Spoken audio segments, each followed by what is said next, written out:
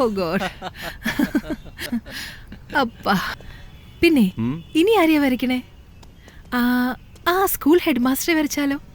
Head മാസ്റ്ററോ? ഹാ, അയാളുടെ പടം വരയ്ക്കാം. സാർ ബോർഡിൽ എഴുതുമ്പോ എന്റെ ബെസ്റ്റ് ഫ്രണ്ടല്ലോ സുധ, അവള് ഓരോ കുസൃതി ഒപ്പിക്കും. ആ ഹൂന്നൊക്കെ. ആ സാറ് പെട്ടെന്ന് തിരിഞ്ഞു നോക്കി എന്നെ നോക്കിയിട്ട് പറയും, നീയാണോ ഈ ഒച്ച ഉണ്ടാക്കിയത്? കുറ്റം എന്റെ മേലിടും. എന്നോട് എഴുന്നേറ്റ് നിൽക്കാൻ പറയും. അങ്ങനെ ഇങ്ങനെ എന്നെ വഴക്കു പറയും. മാഷോട് പറയാറുന്നില്ല ഞാനല്ലെന്ന്? ഞാനല്ല ശബ്ദം ഉണ്ടാക്കിയെന്ന് പറയാനാ എഴുന്നേറ്റ് നിന്നെ. അത്രയ്ക്കൊന്നും ധൈര്യം ഇല്ല എനിക്ക്. അത് അഡ്വാൻറ്റേജ് ആയി എടുത്തുകൊണ്ട് സുധ ശരിക്കും മുതലെടുക്കും. എനിക്ക് ഒന്നും ചെയ്യാൻ പറ്റില്ല. ഒരു ദിവസം എന്താ ഉണ്ടായെന്നറിയോ? ആ, മാസ്റ്ററെ കാണാൻ എങ്ങനെയുണ്ടെന്നറിയോ?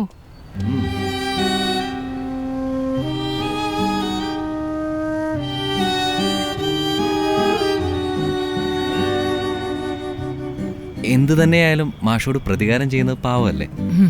പാപവും കീപവും ഒക്കെ വീട്ടിലുള്ളവർക്ക് നാശം. ഇപ്പൊ അയാളെ വരയ്ക്കേ വലിയ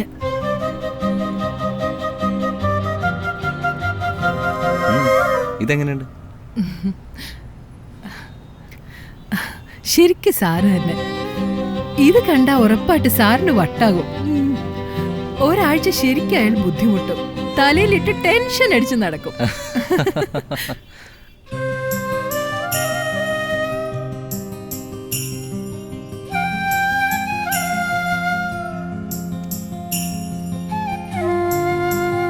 ബൈ ബൈ.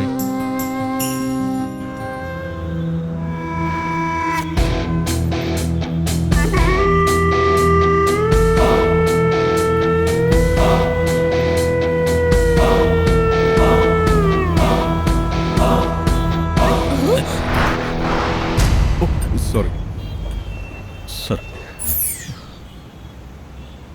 2 ചായ താ, പിന്നെ ഒരു കിങ് ലൈറ്റ് പിടി.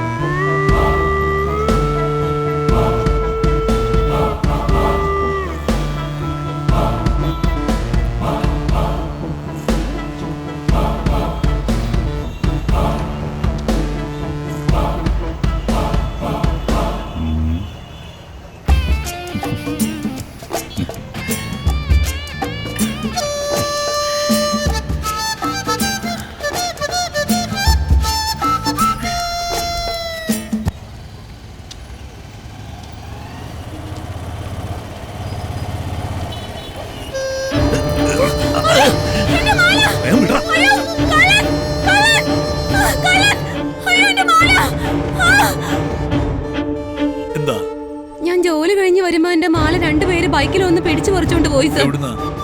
തിരിച്ചറിയൂ. അയാൾക്ക് ഹെൽമെറ്റ് ഉള്ളത് കൊണ്ട് അറിഞ്ഞില്ല. അരുൺ, ആ പുറത്തുനിന്ന് കിട്ടിയ ചെയിൻ ഇയാൾ കൊണ്ട് കൊടുക്ക്. അതെയോ, ഇത്ര വേഗം കിട്ടിയ സാർ? കള്ളപ്പുറത്തുണ്ടോ സാർ? ഏയ് ചുമ്മാരിക്കടാ, ഞങ്ങൾക്ക് വേറെ പണിയൊന്നുമില്ലെന്നാണ് നിന്റെ വിചാരം? പുറത്തുനിന്നുള്ള സ്ഥിരം കേസുകളാണ്. കാറ് കളവ് പോയി, ബൈക്ക് കളവ് പോയി, പോക്കറ്റ് അടിച്ചു, മൊബൈൽ മിസ്സിംഗ്. എന്നിട്ട് ഇതെല്ലാം ഞങ്ങൾ തന്നെ കണ്ടുപിടിക്കണം. എന്താ സാറേ ഇത്ര ക്രൂരമായി സംസാരിക്കുന്നത്? ഞങ്ങളെ സംരക്ഷിക്കേണ്ടത് നിങ്ങളുടെ റെസ്പോൺസിബിലിറ്റി അല്ലേ? ഡേയ്, റെസ്പോൺസിബിലിറ്റിയെ പറ്റി നീ എന്നെ പഠിപ്പിക്കണ്ട. 1,00,000 ജനങ്ങൾക്ക് 50 പോലീസുകാരാണ് ഡ്യൂട്ടിയിലുള്ളത്. മനസ്സിലായ? എന്റെ പണി എന്തൊക്കെയാണെന്ന് എനിക്ക് നന്നായി അറിയാം. ഡേ അരുൺ, ഇവന്റെ അടുത്തൊരു കംപ്ലൈന്റ് എഴുതി വാങ്ങി പറഞ്ഞുവിട്. ഡേയ്, ഒരു ചായ കൊടുത്തേക്ക്.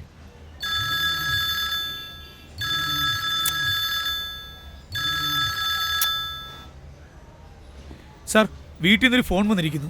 ആ, വളരെ നന്നായി. ഹലോ. ആ പറയൂ സ്വീറ്റി. എന്തു പറ്റി മോളെ? അത് ഞാൻ ടിവി കണ്ടുകൊണ്ടിരുന്നപ്പോ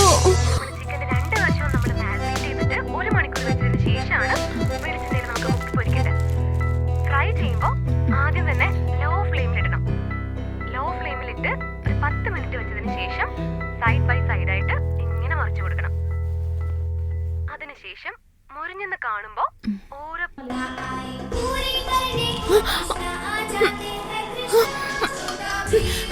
മോനെ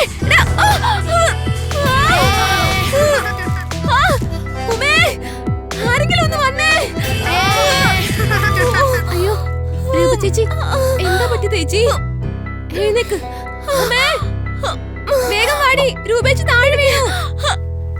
അയ്യോ ചേച്ചി, എന്ത് പറ്റി ചേച്ചി? എന്താ പറ്റിയത്? എനിക്ക് പാവം രൂപേച്ചി താഴെ വീണു. മേലേക്കെടുത്ത് എനിക്ക് വയ്യ. നമുക്ക് രണ്ടുപേർക്കും എടുക്കാൻ പറ്റില്ല. നീ പോയി സാറിനെ പെട്ടെന്ന് വിളിക്കേ. പെട്ടെന്ന് വരാൻ പറ.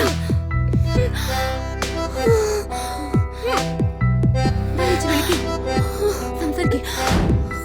എനിക്ക് ഭയങ്കര വേദന എടുക്കുന്നു. ഒന്ന് വേഗം വാ. വരാം വരാം. ഫോൺ വെച്ചോ. വരാം. ആ ആ.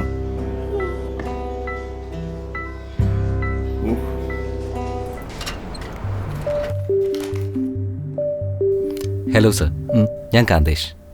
ആ ഇരിക്കൂ. Thank you sir.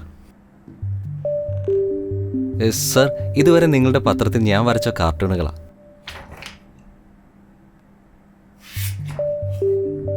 ആ ഞാൻ കണ്ടിട്ടുണ്ടല്ലോ. നിന്റെ കാർട്ടൂൺ വളരെ നന്നായിട്ടുണ്ട്.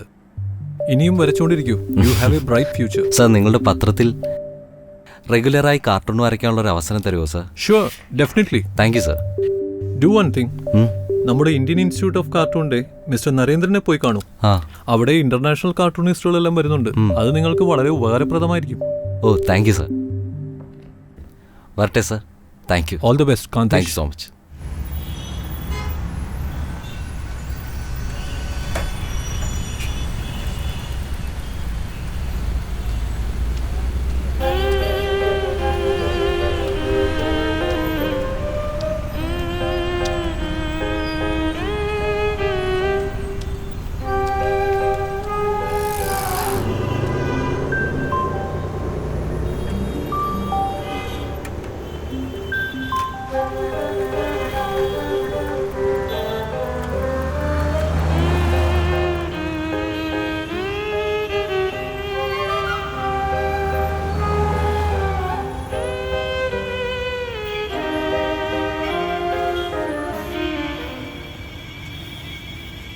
എടോ വിശ്വ, നീയാണ് എൻ്റെ ബിഗ് ഇൻസ്പിറേഷൻ.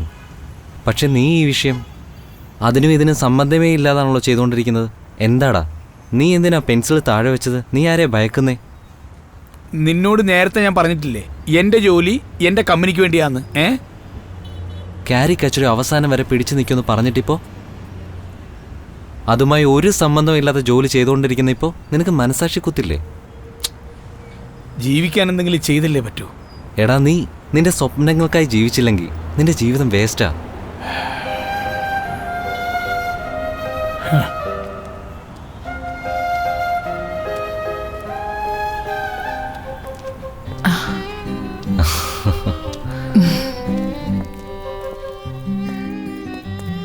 ഞാനിപ്പോ ഓർത്തതേ ഉള്ളൂ നീ ഇവിടെ എവിടെയോ കാണുമെന്ന്. ഓഹോ, സിക്സ്ത് സെൻസാ? No no no, FB notification പറഞ്ഞു നീ ഇവിടെ എവിടെയോ ഉണ്ടെന്ന്. ഈ സോഷ്യൽ നെറ്റ്വർക്കാണ് പെൺകുട്ടികളുടെ ഹോബിയിൽ ഒന്നാമത്. ഹാ, എന്താ നിന്റെ ഹോബീസ്? Smoking, drinks, drugs? അപ്പൊ നിനക്ക് വേണ്ടാത്ത ശീലങ്ങളൊന്നുമില്ല? ഒന്നുണ്ട്. അതെന്താ? നുണ പറയും.